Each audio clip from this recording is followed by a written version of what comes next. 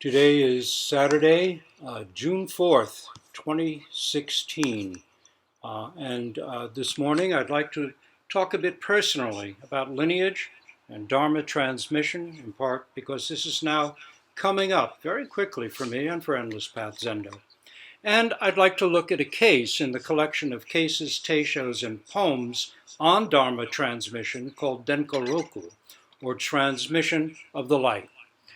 It begins with the Buddha Shakyamuni and continues all the way through Koon Eijo, one teacher past Dogen.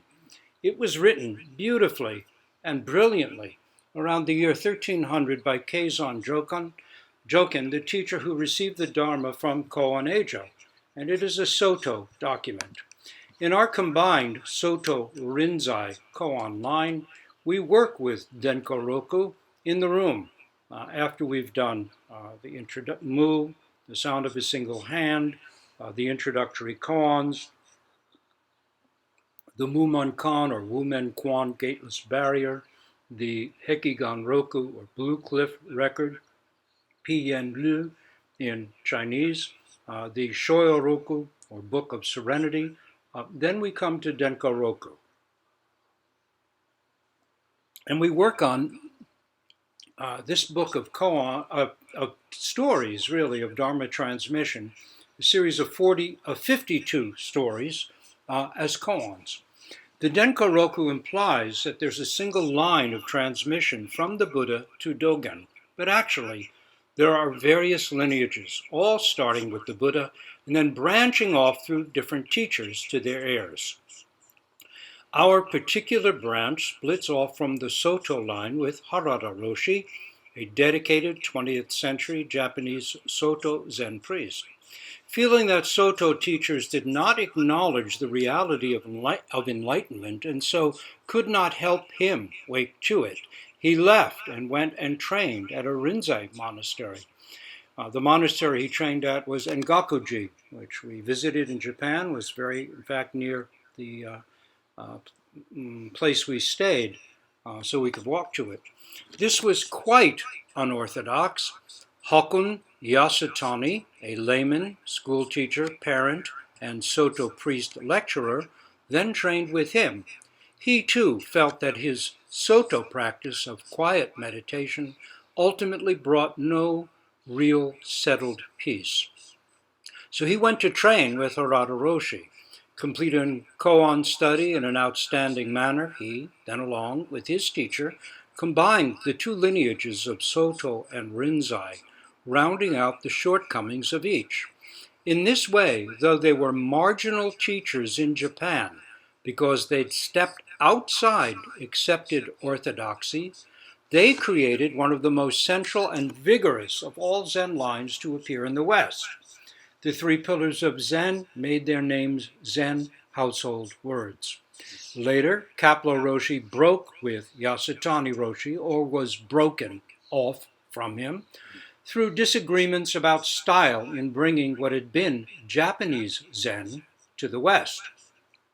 He then actualized his own line, which includes Sunyana Roshi of Vermont Zen Center and her heir Taigen Roshi of Toronto Zen Center, Bowden Kolhid Roshi of Rochester Zen Center and his heirs, Lawson and Sonia Sachter Roshis of Windhorse Zen Community, Danon Henry Roshi of the Zen Center of Denver, his three Denver heirs, and in a few weeks, myself.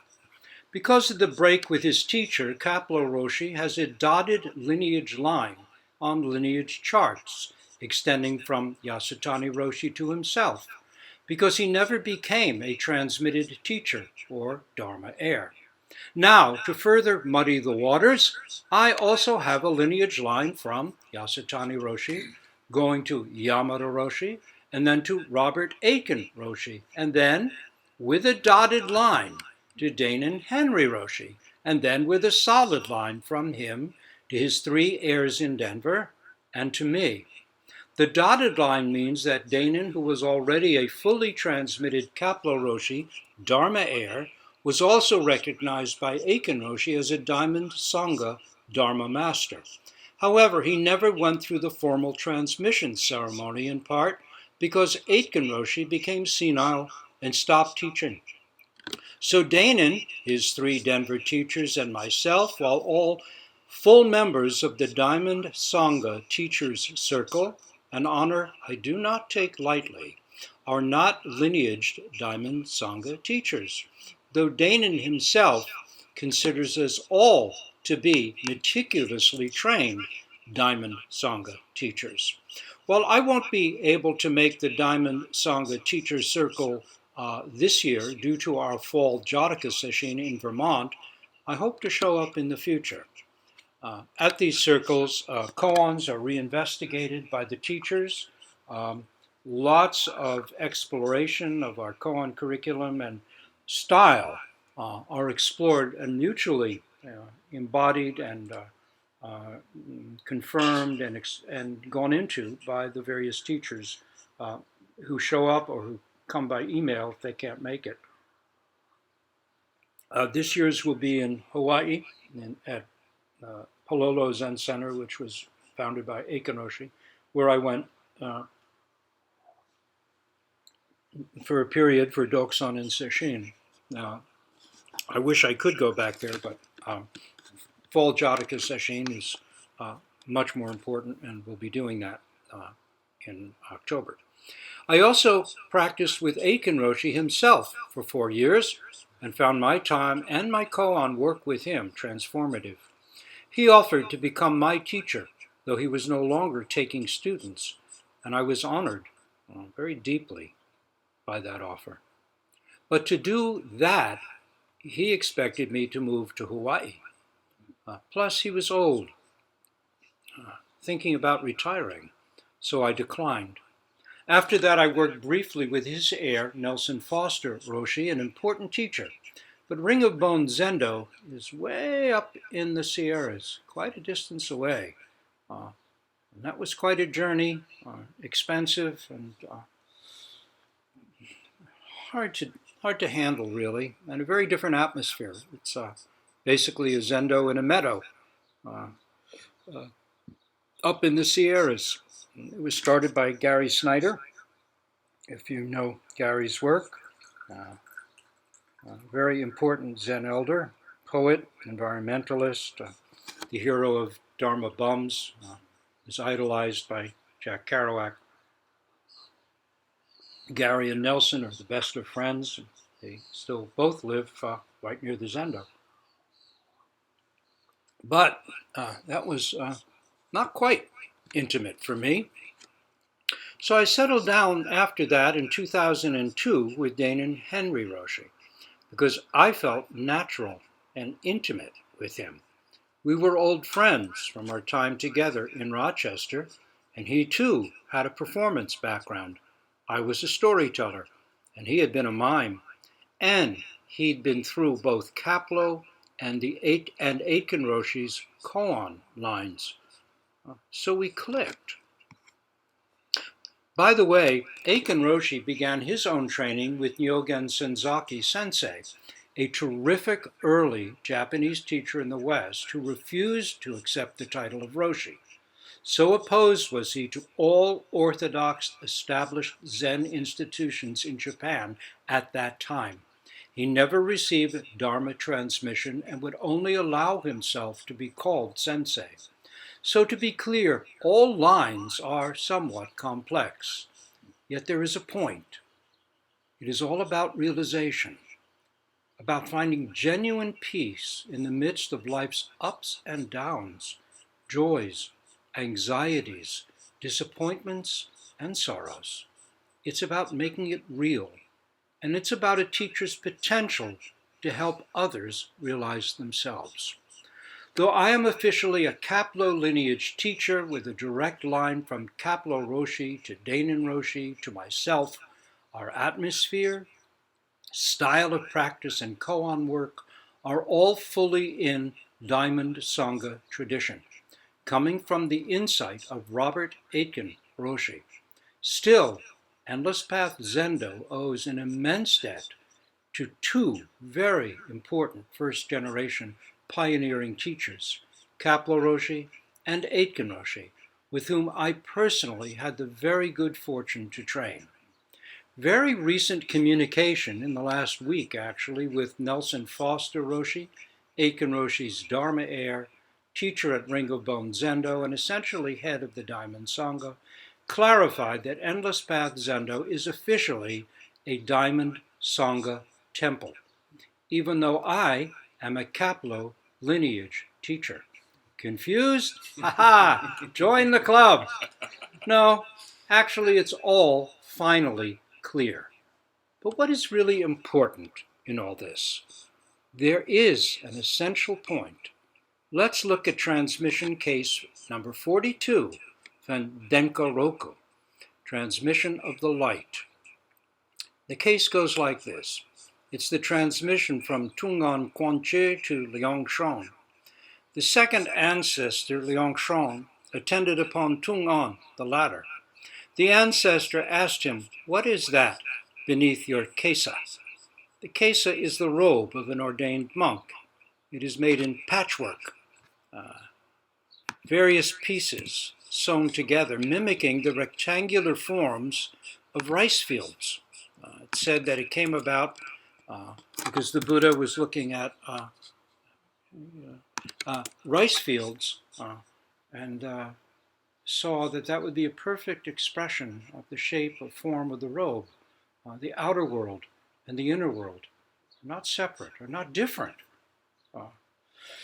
Or for us, it would be a raksu, which is an abbreviated, which I wear, Rose wears, some others in the Zendo, if they don't wear, eventually will. Raksus are usually given at jukai ceremonies, but there's various standards for when one would receive it, when one would take a personal re-examination of the vows of the precepts and the paramitas, make a commitment to practice, and receive a raksu from one's teacher, acknowledging one's acceptance fully of the path. So this was originally developed in China when Buddhism was being persecuted, so ordained persons could still wear a robe hidden under their clothing. So the 42nd ancestor, Liangshan, attended upon Tungan the latter. The ancestor asked him, "What is that beneath your kesa, beneath your robe?" The master did not respond. The ancestor said, "It is most painful when one who studies, or we might say practices Buddhism, has not yet reached that stage. Now, you ask me, I'll tell you." So the master said, "What is that beneath your kesa?" The ancestor said, "Intimacy." The master immediately had great satori. This was his transmission.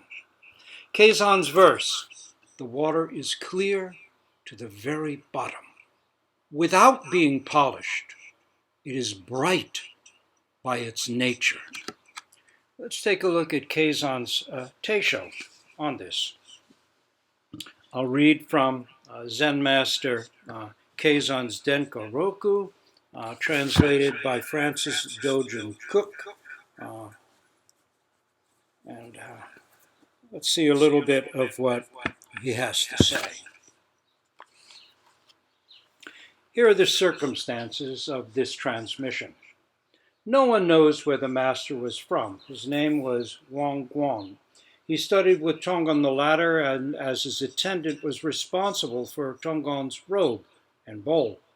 Once Tongan entered the hall and was supposed to wear his robe, so when it was time, the master brought the patchwork Dharma robe.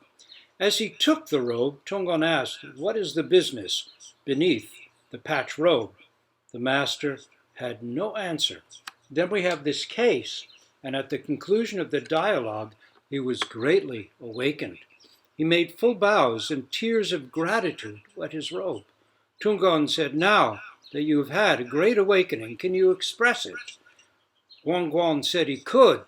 Tungan asked, "What is the business beneath the patch robe?" The master said, "Intimacy." Tungan said, "Intimacy. Intimacy." Uh, a first patriarch of the Soto lineage, Dongshan, asked a monk, "What is the most painful thing in the world?"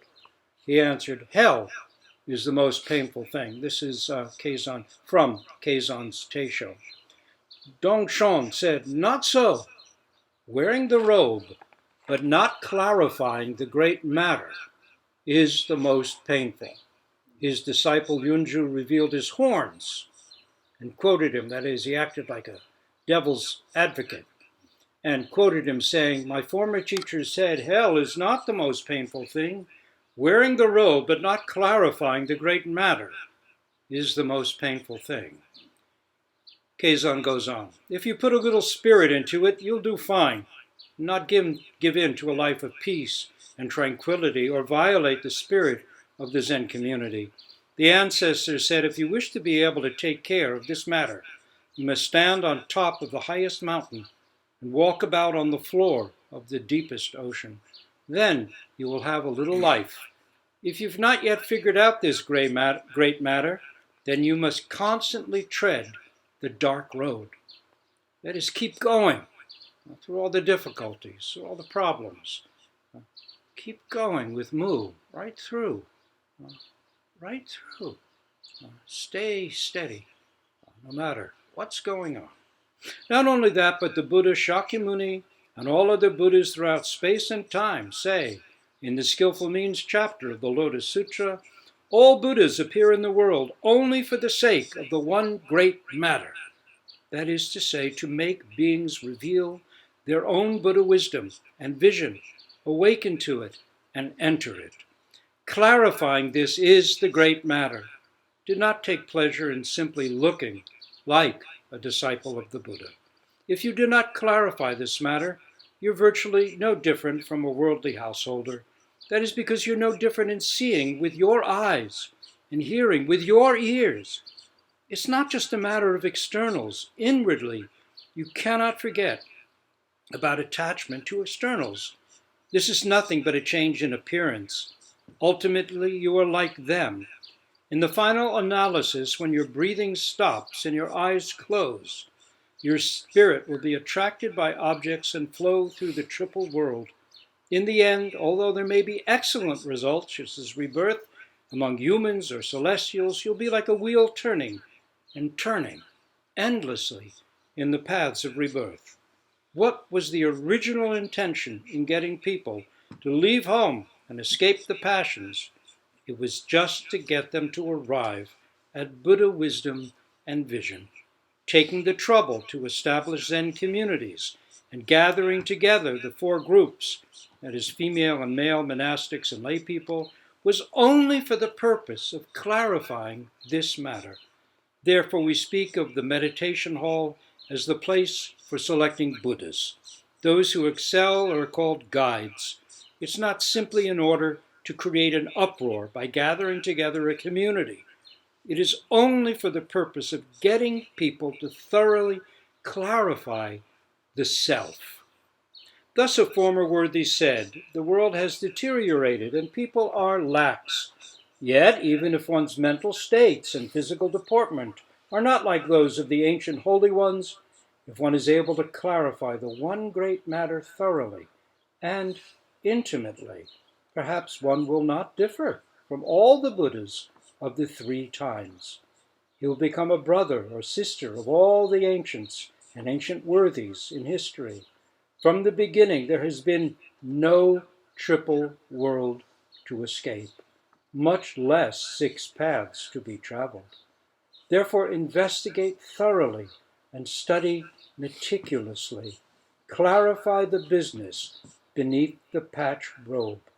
This one great matter has nothing to do with the three periods of the Dharma." 3 periods of the Dharma was said after the Buddha. There'd be a period that it was close, then further on there would be a pseudo-Dharma that was like it, but not quite. And then there would be the Mapo, the age in which there was no possibility of knowing the Dharma. It was so hidden. Keizan says, It has nothing to do, your own nature is always here. It has nothing to do with the three periods of the Dharma or differences between India, China, and Japan, or the United States, or Australia, or Europe. Do not be sad about living in the evil time of the last days of the Dharma. That's said to be our time. Or hate being a resident of a peripheral land far away from India and China. And he was speaking to Japanese people of the 12th, 13th century when he said that. They felt they were living in a barbaric place, far from true culture, far from real spirituality. But we can take these words to heart for sure. Of course, even if any number of Buddhas came and tried to offer you this one great matter, even their power would not suffice in the end. Therefore, this is not a path you can pass on to your children, or a path you can receive from your father. You have to do it yourself. Awaken to it yourself. Acquire it yourself. Even though you practice for infinite eons, self-authentication and self-awakening happen in an instant. Once you rouse yourself, not so much as a hair in all of heaven and earth will get in the way.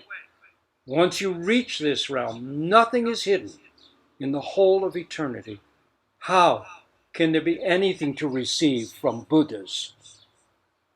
If you want to reach this realm completely, you must first release everything. You must not even seek the realm of Buddhas and patriarchs. Much less can there be any love or loathing of self or others. Just look directly within, without a hair of intellectualizing. There is without doubt something that has no skin or flesh. Its body is like space, without any specific form. It is like pure water, which is clear to the bottom, completely clear and bright. You just have to know it thoroughly. Then he says, now, how can I reveal this principle? And he gives this verse. The water is clear to the very bottom. The pearl gleams naturally, without need of cutting and polishing. Great Teisho. What is intimacy? How will we express it? It's not about getting, not about getting rid of, not about penetrating, not about doing nothing. What is it? What is intimacy? Dogen wrote, when the self presses forward to become one with the 10,000 things, it is called delusion.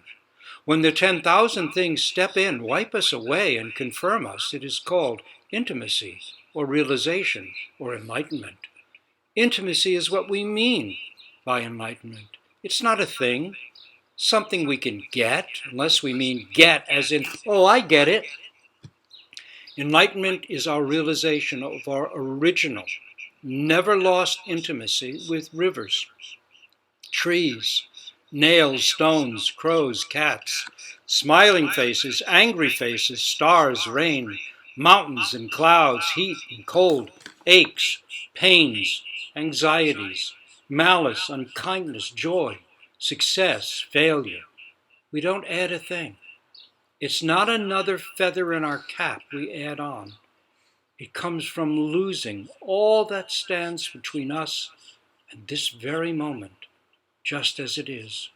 We work to awake to it, make efforts, even sacrifices to realize it. At some point, no matter how we may resist, we come to find that all our reasons for holding back don't hold water. And we come to know we must give it all we've got. Each night at Sesshin, the Sesshin leader intones this traditional Soto verse. I beg to remind you, everyone, life and death is a grave matter. All things pass quickly away.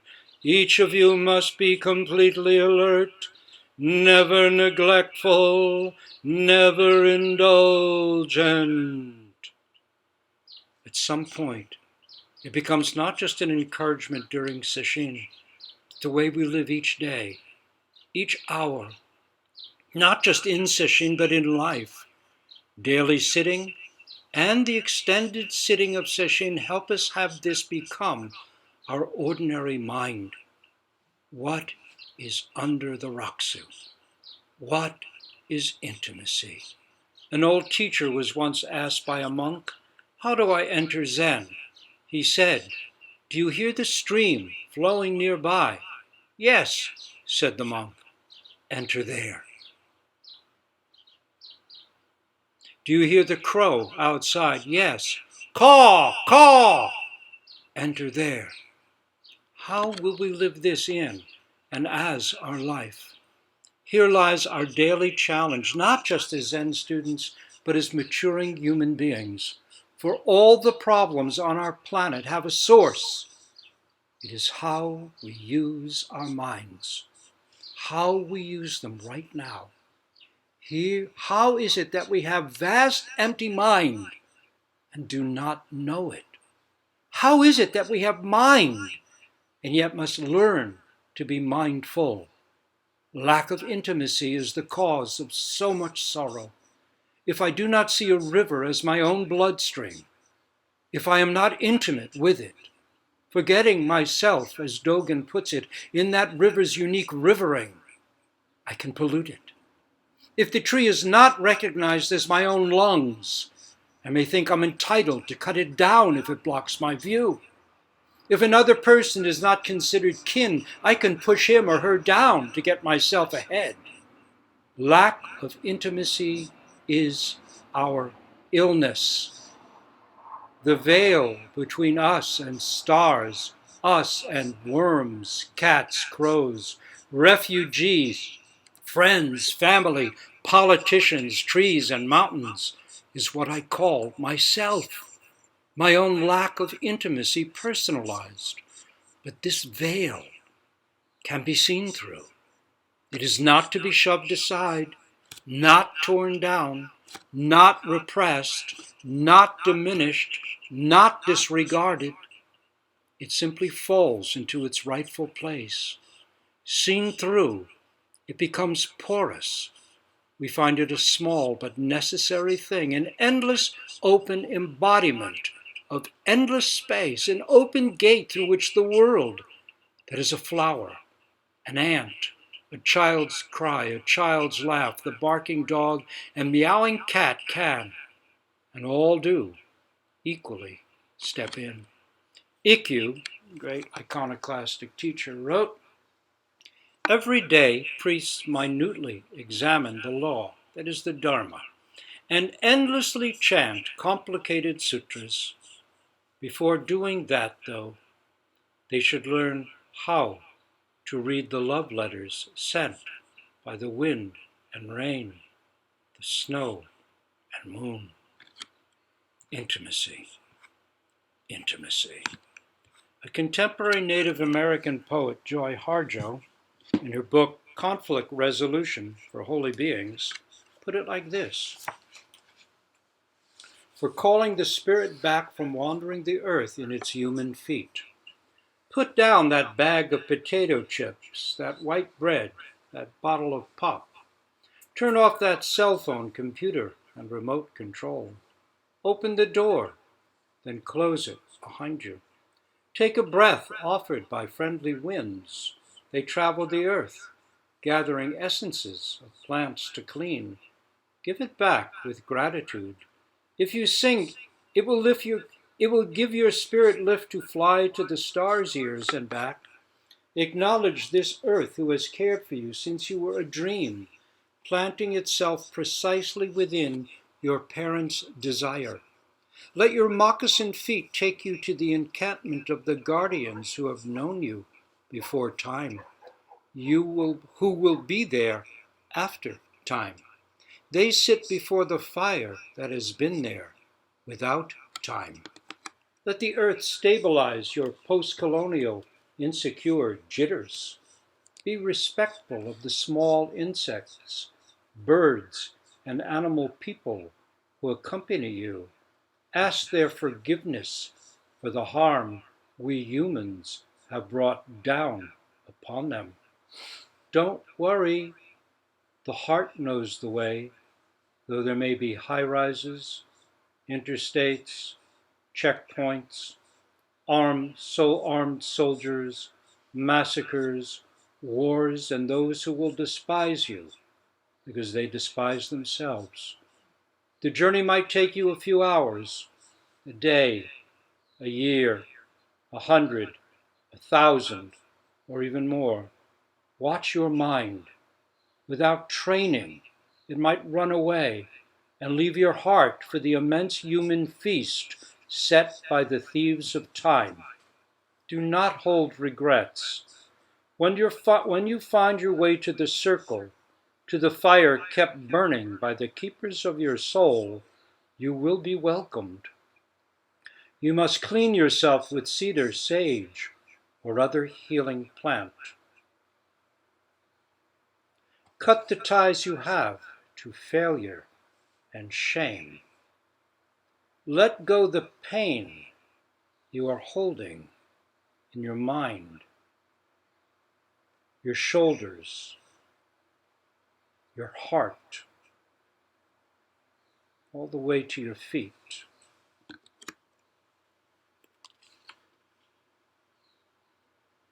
Let go the pain of your ancestors to make way for those who are heading in our direction.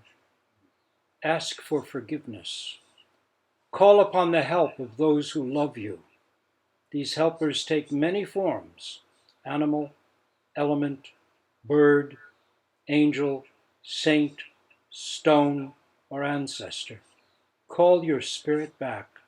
It may be caught in corners and creases of shame, judgment, and human abuse. You must call in a way that your spirit will want to return. Speak to it as you would to a beloved child.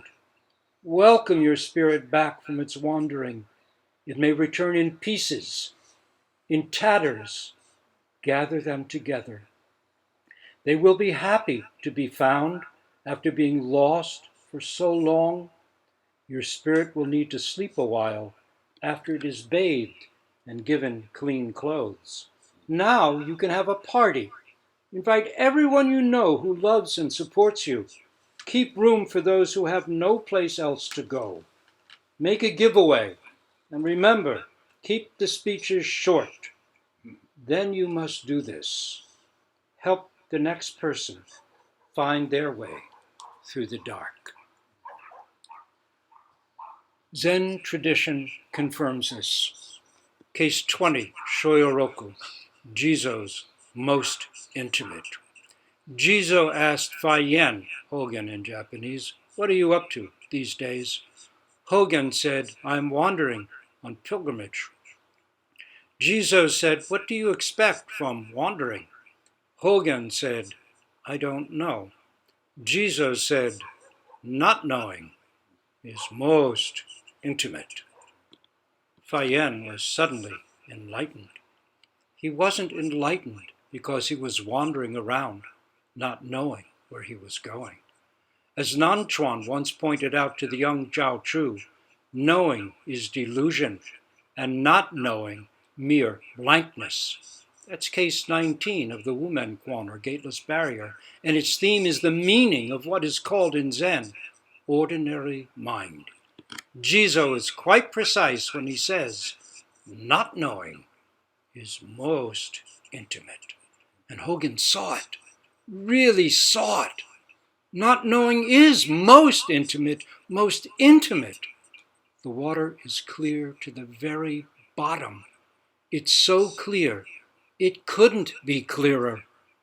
This is why we sit every day, why we commit to sitting every week with others in the Zendo, and why we also make efforts to arrange our schedules so we can sit for the extended period of sesshin, a word that literally means to touch the mind. We don't work simply to get this one fine day. We work each day to allow it to get us now, just as we are. we too really can, indeed eventually really must, put our money down on intimacy and let all our tightly held chips, at least for a time, fall as they may. What is most intimate? Once you've experienced it, how will you express it? How will you actually live it? Please, everyone, do your best. All things pass quickly away. We'll stop here and quietly recite our vows with all beings, our great vows for all.